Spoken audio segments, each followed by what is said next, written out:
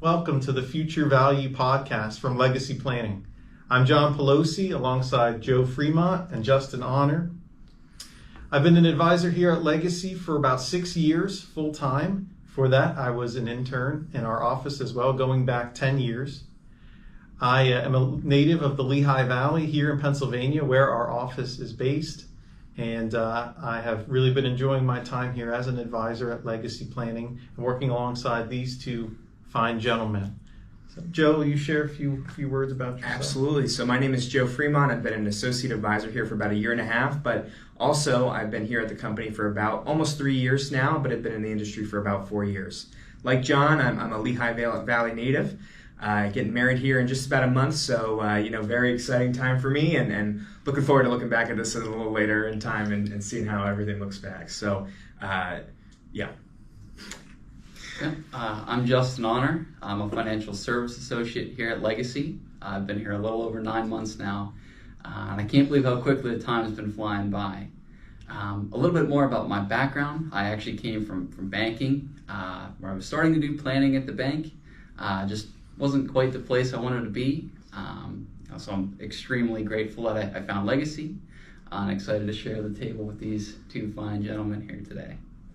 So as we get this Future Value Podcast series kicked off, which is a project we've all really been excited for, we figured probably the greatest place to start would be, what is future value, right? This is a finance term that we've all learned about, and we wanted to give that kind of background. First of all, what does it mean technically, but also what does it really mean in the lives of our clients and people every day? So I think probably the best place to start is, what is future value?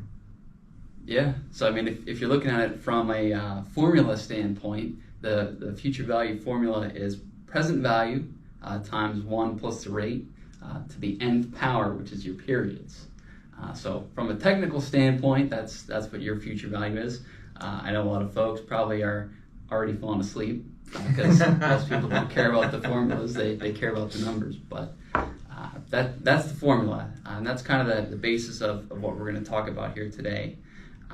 So Joe, you want to add it? Yeah, so I would say as the future value of future generations, as Justin and I are Gen Z, and John is on the later hand of the millennial spectrum, not to date him in the room, but I happen to do that a lot. So you sure do. We are definitely the future value in the sense of not just the formula. Yeah. And I think the takeaway that I have from it is, when we talk about future value and some of the related formulas, which we call time value of money, it really is about helping people understand, I think, a lot of different things, investment options, but even at a higher level, like a planning level. What future value tells us is that time literally is money, right? We all know that phrase. People, a lot of times we hear like the stereotypical businessman who's pressing his employees to get stuff done, saying time is money, time is money. But what future value tells us is that there is a kind of a quantifiable value to time, right? And so that over different lengths of time, we can achieve different results. And where future value comes into play, especially for clients, is on the savings side, right? Like, we're helping our clients understand, if they're saving a certain amount, what that's going to lead to, what that time value of their money is. Yeah, absolutely. One of the things that you do when you're planning is you start with the end in mind. You want to have goals and objectives that you want to achieve. That this future value calculation helps us get a basis of where we want to start that calculation. Some of the things that we can use future value for, as John started to mention, is savings rates. If you have a specific goal in mind of something that you want to achieve in a certain amount of time, we can definitely use that formula and use some of that math to kind of back into those numbers. But from that perspective, it's just really about goal setting and savings rates. So, Joe, with that, like, when we're trying to work on calculating a future value, or like Justin was saying, like calculating what we're going to need to achieve that number, what are the big inputs that go into that? Like, what are the numbers we have to have in order to figure out that future value? Yeah, I mean, absolutely. So first things first, you don't automatically magically get a ton of money at retirement, right? So everyone always thinks, oh, well, I'm going to work for 40, 45 years, and all of a sudden, magically at retirement, I'm going to have $1 million or something like that, right? And I'm going to live a full retirement. I'm going to do everything I want. Well, the first step is putting money actually in your retirement account, right? Yeah. So if you don't put money in your retirement account, you're not going to have any money at the end when you do go to retire, right? So that is a big contribution, your sweat of your brow dollars that you put into your retirement accounts.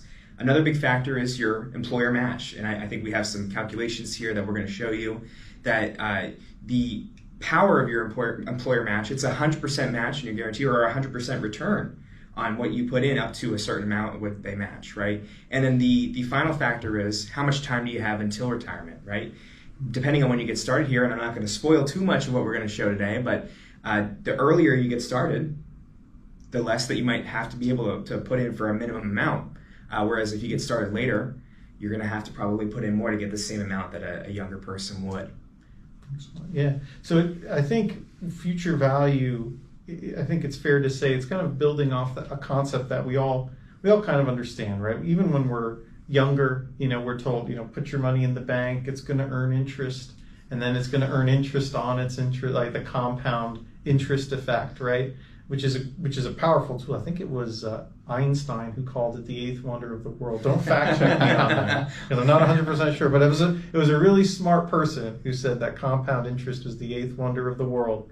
And I think that future value and our calculating that and understanding that is just kind of taking that to the next level and understanding that more fully. So with that, I know, Joe, you've been working with some clients recently, and you had generated some examples of just that power of future value, and specifically, looking at, I think, savings along different time periods. Is that right? Absolutely, yeah. So the example that we're going to show up on your screen right now is going to take a couple different ages, and we're going to show just a basic example of a couple assumptions here.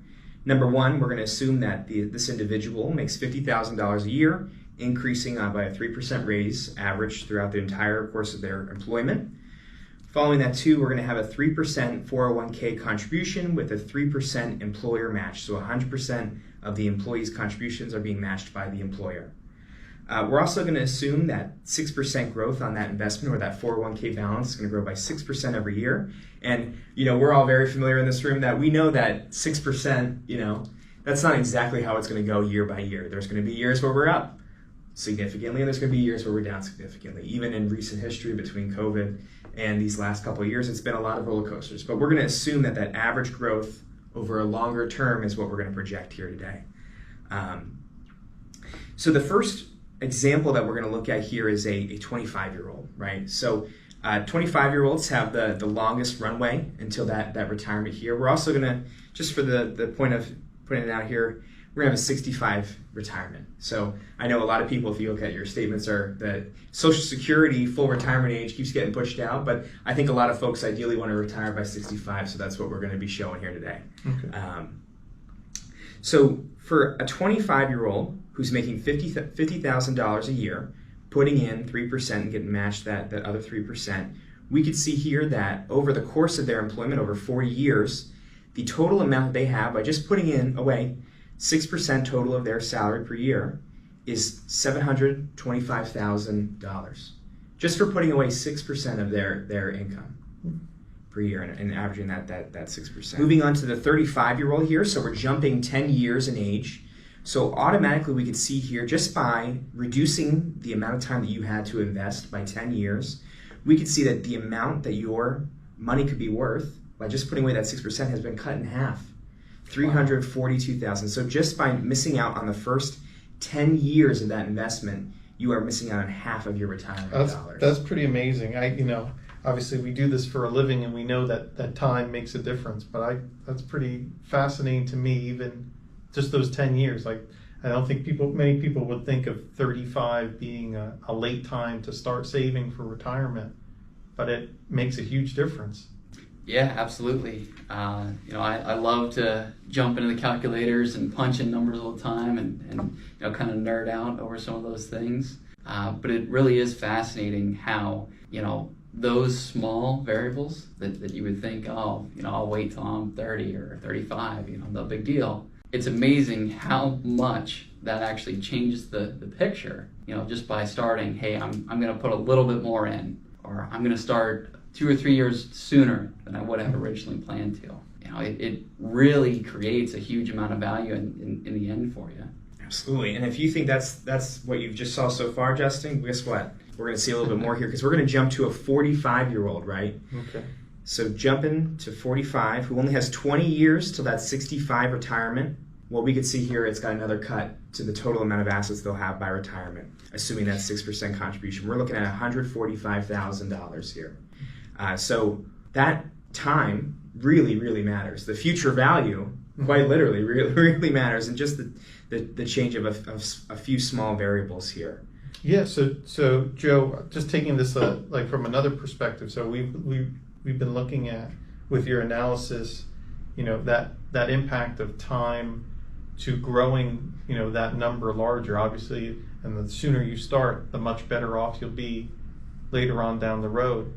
And I think that also works kind of backward to an earlier point we were talking about too, which is if you have a certain goal in mind, right? You need to have $100,000 saved up in a certain period of time for whatever your project is, right? That the similar kind of formula works out, right? Obviously, the sooner you can get started on saving, the better off you're going to be to get to that goal by that time period. Absolutely. So part of what we do here as financial planners is we don't just present problems, right? It's one thing to just tell you, hey, well, guess what? If you're 35 years old and you're watching this for the first time, you have absolutely nothing in retirement. You've lived it up to this point, which there's nothing wrong with that. There's no one right way to do life. But we're not going to just tell you, oh, well, you missed out on those 10 years and now you're not going to have the same retirement as a 25-year-old.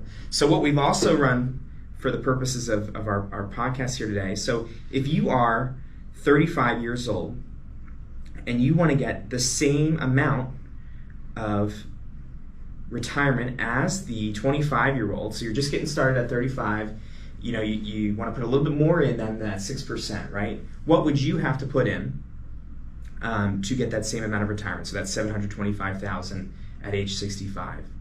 Well, that number here at age 35 is 9.7% contributions per year, right? So almost 10%. Let's call it 10%. Strive for the goal there at 10%. Make it nice and even for that math, right? Get a little bit more than the 25-year-old only putting in 6. But let's do the same calculation again for a 45-year-old. So a 45-year-old who just got started making $50,000, hopefully they're making a little bit more at that point, but they would have to put in 27% of their income every year to get the same amount of retirement that a 25-year-old started, putting in only 6%. That's multiples. That's a big difference. That's a big difference. Doable, but obviously you're making up a lot of ground later on. Absolutely. Joe, thanks for working on that and sharing that example with us. That's really helpful. Of course. So we've talked about compound interest and the good things that it can do for you when you are the one contributing. But I think something as young professionals, and we want to spread a little bit of awareness out about, is credit cards, right? So compound interest can be bad for you in the same way that when you're taking out debt, especially consumer debt, right? It is not your friend. Debt is something to be feared and not to be used lightly. So by no means are we, anti-credit card, right? I always used to saying credit card use is okay, but credit card debt, no way. And that's because credit card interests are through the roof right now, especially now here in August of 2024 when we're recording this.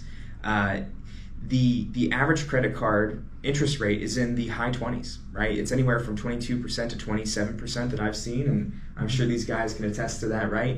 And we showed you what 6% can do for a long period of time when you're contributing to your retirement accounts. But can you only imagine what 22, 27% interest would do against you on the credit card balance? We'll take a 22% on our end, but you definitely don't want that working against you. No, that's a hole that obviously just gets harder and harder to dig yourself out of, right? And unfortunately, we've seen it sometimes in working with folks who've gotten into that trouble, and it's not to say that it can't be overcome, but certainly just like trying to make up for savings later on in life is an extra challenge. Letting that credit card debt continue to compound and grow over time just grows that hole bigger and bigger. So yeah, I would agree, Joe. I think one of the first things I always try to address when I'm going through financial planning and advising a client is if there is credit card debt there, that's got to be one of the top priorities alongside a couple other things.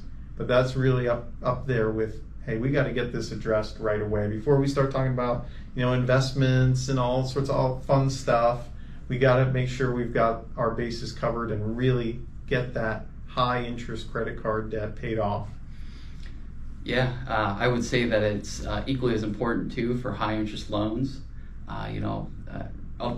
Up till now, recently, car loans 8, 9, 10%. That really hurts your monthly cash flow, and that's kind of one of the key pieces that we're talking about here when it comes to planning is how much cash flow do you have, because that really opens up the possibilities of what can you do, and when you have these debts, as Joe mentioned, 25% interest, and it's just growing and growing and growing every month.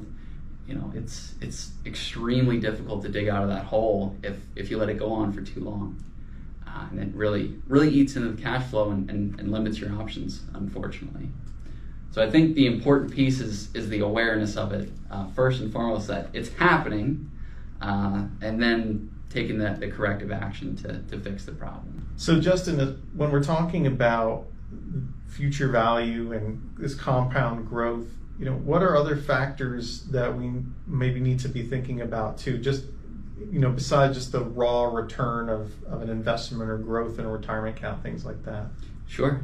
Yeah, one of the things that we need to consider is inflation. Unfortunately, that is a reality of the world that we live in, and all of us have been feeling that, especially over the last 2 to 3 years.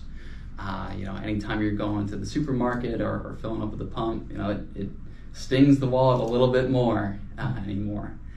So that's something that also needs to be factored into that equation. Everyone likes to look at big numbers and say, oh, well, as Joe illustrated for us, if we have 7% or 6% rate of return, this is the big number that we get in 30 years or 20 years or whatever the math variables that you're using. But something to keep in mind is some of the detractors from that. Obviously, with inflation, it's going to continue to erode your purchasing power.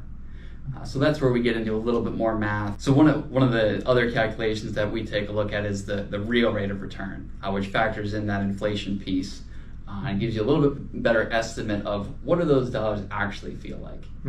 Because it's hard to conceptualize, hey, we're looking out 35 years, and sure, your account might be worth, $1 million, but what can you actually do with that $1 million in 30 years?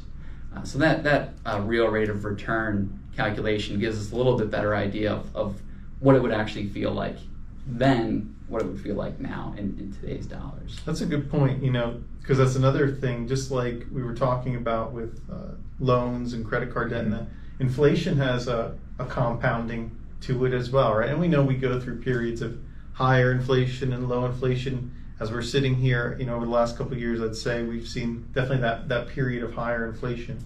But when we look out over, long-term periods, we see, generally 3.5 over really long periods. That's the average annual inflation rate that we've often seen. So thinking about that long-term, that means that, over somebody's lifetime, prices are going to more than double or maybe even triple, depending on the time frame we're looking at. So you're absolutely right, Justin. That's got to be factored in when we're talking about the growth of someone's money. It's also, well, how much is their purchasing power actually growing too? Mm-hmm. Absolutely. I just saw a statistic the other day. So the average home, if you ever look this up, you just pick a random year back, and then the one I used was 1970. So the average cost of a home in 1970 was $40,000, right? Who here would kill for a home at $40,000 today? Right. I certainly would. I wouldn't care what interest rate we have right now, right?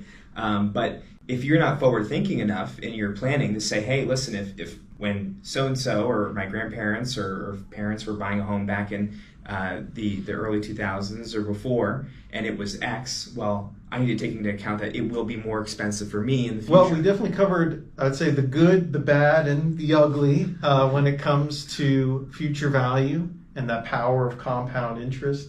Obviously, we always want to make sure that our clients are taking advantage of the good and we're minimizing the bad and making sure people are on a good track to keep that purchasing power growing. So we want to thank you, our audience, for joining us here today, and we look forward to coming to you in future episodes of the Future Value Podcast.